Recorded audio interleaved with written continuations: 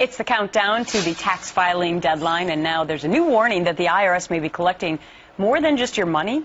Could it be collecting data as well from your computer to make sure that you didn't cheat?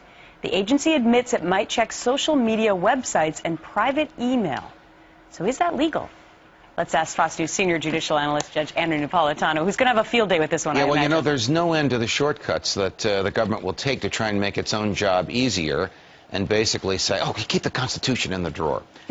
Can they look at social websites? Of course. So if you take a trip to the Caribbean and you deduct the cost because you say it's a business trip, but you also show pictures of that trip to your Facebook friends of you being decidedly unbusinesslike, and it looks more like a vacation, because those pictures were published to a large group of people, may even be on a public website, depending upon where you posted it, of course the IRS can look at that. So they can look at anything that is public, that you knowingly make public, and compare it with what you tell them in private.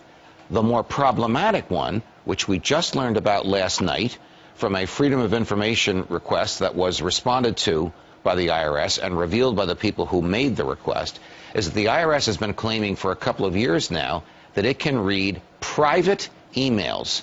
And the IRS's argument is, if you, Gretchen Carlson, send me, Andrew Napolitano, an email, you don't have any expectation of privacy because you sent it to me.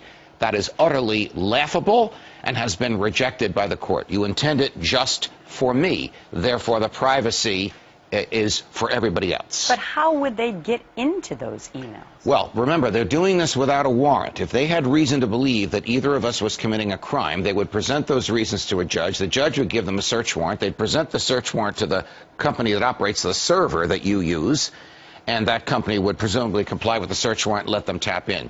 But they want to tap in without a search warrant, so they have to go to the company, whoever the server may be, Verizon, Google, whoever it is, Microsoft, and say, we want to read what Carlson's been saying to Napolitano. Do us a favor and let us in.